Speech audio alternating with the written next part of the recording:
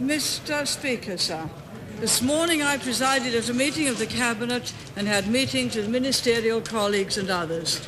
In addition to my duties in this House, I shall be having further meetings later today, including one with the Governor of Hong Kong.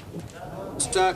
Couchman. Does my right honourable friend agree with me that tough controls properly enforced on dangerous dogs and their owners offer far greater security and reassurance to the public and particularly to children than a bureaucratic dog registration scheme of the sort which currently obsesses the RSPCA, the upshot of which would be that the responsible owner would register whilst the irresponsible owner would not?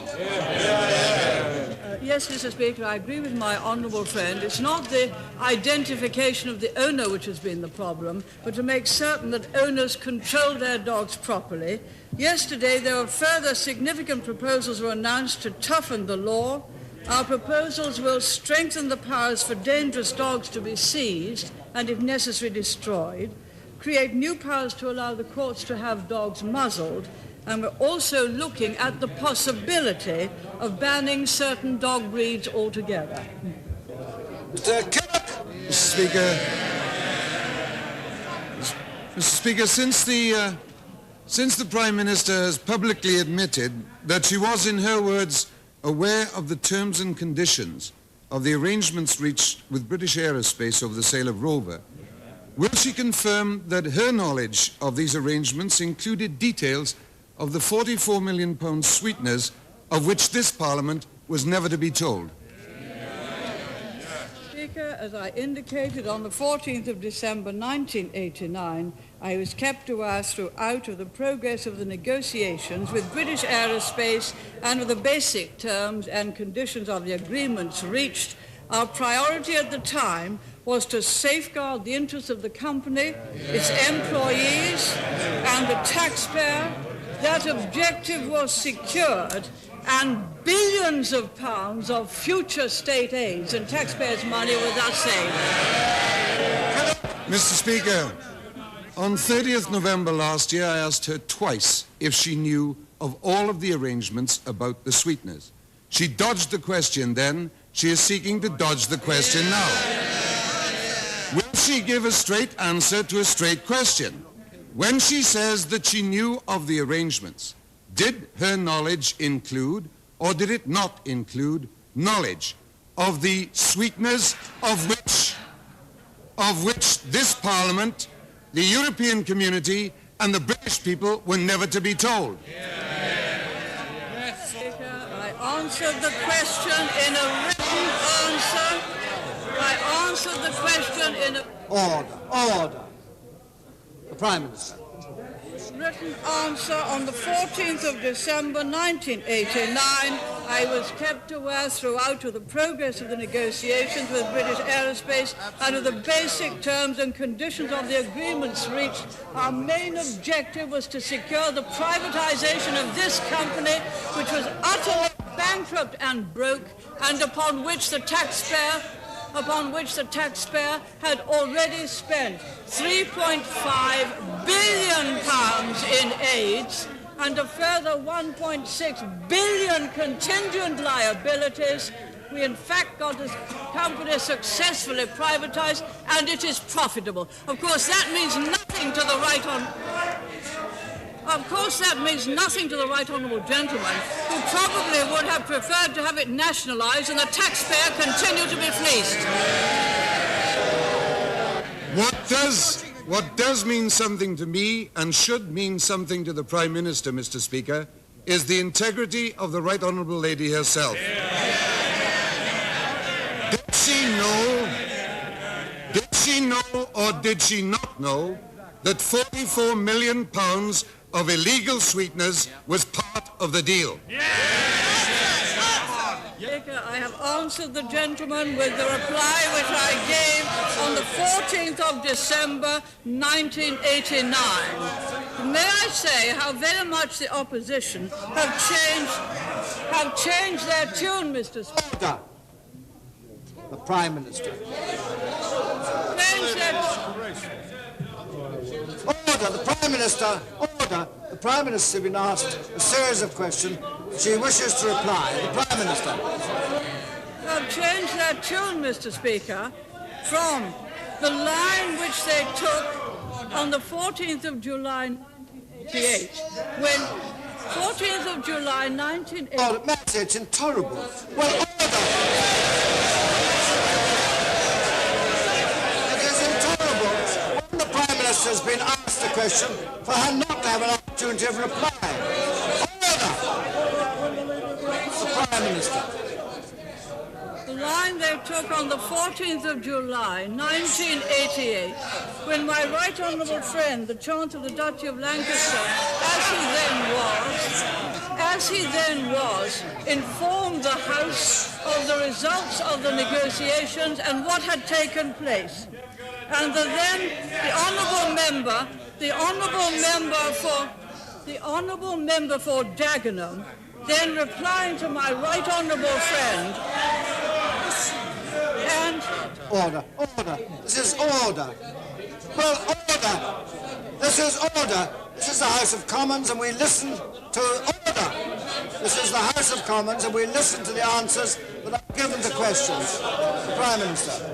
Mr. Speaker, the honourable member for Dagenham, replying to my right honourable and learned friend and referring to his latest visit to the Commission as going cap in hand to Brussels to beg for concession, said this, Mr. Speaker, if the House is quiet enough to hear or interested enough to hear.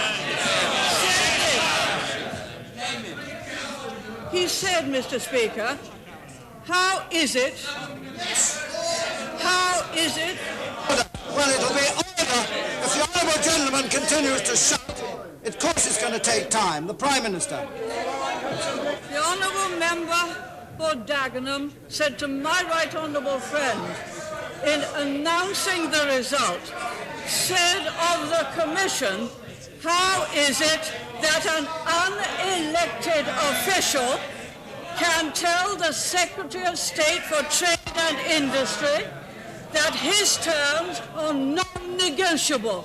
That is what they said then. They've changed their tune now. Order!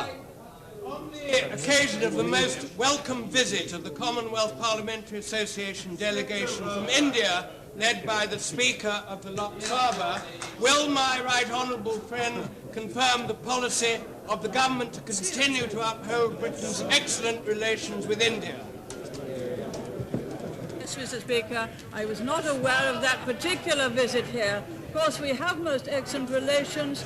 We give priority to India in our aid, and we have recently made an agreement with them to help them, to enable them to keep the rainforests, and made an agreement with them that we would help them each year to enable them to do so. Ashton. Now that we know that the cost of nuclear power is twice as expensive for the consumer than any other form of power, and that it is less cost-effective in protecting the environment than energy conservation, will the Prime Minister tell the House why it is that she insists that every electricity consumer should now pay a special nuclear tax amounting to £25 on the average electricity bill to pay for her obsession and her government's bungling over nuclear power? Is it not the case that Sizewell B and the Right Honourable Gentleman for Hertsmere have now cost the nation too much, and the Right Honourable Lady should pull the plug on the both of them? May I take the Sizewell point first, Mr. Speaker? Sizewell will cost more than originally expected because the original order was for 4 nuclear power stations of a particular design. Now there's only one definitely to be built, and that is Sizewell. All the design and development costs will have to be added to the cost of that one power station and spread over 4. So it is not unusual that the cost of that one would go up. If we had 4, the cost of Sizewell would not be great. Second, the Right Honourable Gentleman says that nuclear power costs more. We know the cost of disposal of the fission products of nuclear power. When it comes to comparing that with the costs of burning, of getting electricity from coal or oil, we do not know the costs of dumping the CO2 in outer space. We do not know that at all, and that could be very much worse in the longer run than nuclear power. Perhaps the right honourable gentleman will remember that France has a very good record on having reduced CO2 emissions because she has the majority of her electricity generated from nuclear power. Mr. Michael Latham. Mr. Speaker, sir, the plight of the British citizens held hostage is constantly in the minds of all of us. We've raised the matter with a wide range of governments and organisations who might have influence on the hostage holders. We shall continue to use every contact and follow up every lead which we believe might bring results. Will my right honourable friend press the Iranian government to abide by normal, decent standards of international behaviour and bring about the release of these entirely innocent people in Lebanon forthwith, and also do something about the absolutely abominable condition of human rights in their own country? Mr. Speaker, sir, our position on hostages is well known, and we take precisely the view which my honourable friend has indicated. Any nation which has any information or any influence on those who are holding hostages should do all in its power to secure the release of hostages, because that is the only norm of civilized behavior. And we would ask Iran to do that as well. And my honourable friend knows that our ambassador in Lebanon is very, very active in following up every lead. With regard to human rights in Iran, we welcome the decision by the Iranian government to invite the United Nations Special Representative on Human Rights in Iran to pay a second visit to Iran, and we hope that he will be given full facilities to investigate thoroughly all aspects of human rights there, and any breaches of those rights by the Iranian government. Mr. Brazier. Would my right honourable friend agree that while we have... Nobody standing over there. The honourable gentleman has recently returned, I believe. Mr. Brazier. Would my right honourable friend agree that while we must have the greatest of possible sympathy for the hostages and their families, we must never do anything to undermine her very strong stand against international terrorism, and that we have to remember at all times that these groups are backed on the one hand by the Iranians who have condemned to death a British citizen, and on the other hand by the Syrians who continue to shelter the principal suspects in the Lockerbie bombing. I'm grateful to my honourable friend. As she knows, we broke off diplomatic relations with Syria because of their part in placing the bomb, helping to place the bomb on the LL aircraft. We could not possibly have continued under those circumstances. We do not think it right to restore those diplomatic relations yet, but we do also plead with both Iran and Syria to do all in their power in the modern world to secure the release of hostages. That is the only way for civilized nations who expect to be welcomed into the diplomatic international circle to behave. I refer my honourable friend to the reply which I gave some moments ago. My right honourable friend knows that the Gloucestershire County Council is run by the soggy hand of the Liberal Alliance. As they have spent millions over an already excessive budget. This is causing great anxiety, Mr. Speaker, to a lot of my constituents.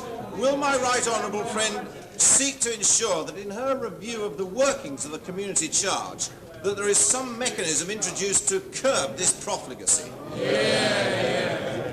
Mr. Speaker, my honourable friend is quite right about Gloucestershire. They have increased their expenditure this year by twice the rate of inflation, and we're almost certainly bearing in mind in our review of the community charge that charge payers really wish to be protected against the excessive spending of such councils, and we shall bring forward proposals before the House rises. Haynes.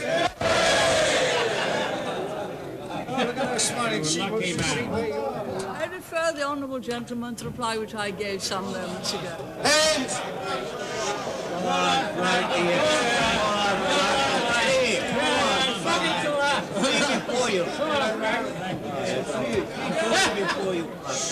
Order.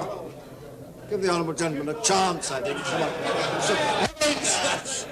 Mr. Speaker, sir, is the Prime Minister aware that the figures that have been presented today as far as crime is concerned is appalling? Is she aware also that the morale in the police force and the various constabularies across the country are at their lowest ebb? Is she also aware about the fiddle that's been going on as far as aerospace is concerned? Who's going to investigate that? How does she expect British citizens to behave themselves when the government go on like this? Is she aware? Order!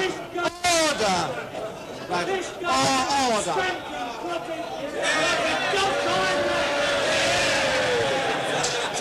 I think two awarenesses, Prime Minister. Mr. Speaker, sir, insofar as I was able to hear the honourable member, first, yes, the crime figures out today are very disappointing, although we have to remember that violent crime in this country is on a very much lesser scale than in some other countries. Also, the figures overall today show that 25% of all crimes are car-related, and my right honourable friend, the Home Secretary, intends to have talks with the car producers to see if we can reduce this. With regard to what the honourable member said about the police, I would not accept that their morale is low. They have had very, very good deal on pay, so good that everyone else wants to emulate them and have the same deal, and they've had full support from this government in their most important work. With regard to British aerospace, as my right honourable friend explained in his statement of the 30th of November 1989, the relevant items of which the honourable gentleman was speaking were included in estimates and reports to Parliament, and full details were made available to the Controller and Auditor General. Finally, Mr. Speaker, may I point out that the Commission said in its report that the price of the £150 million represented a reasonable purchase price given all of the circumstances of the sale.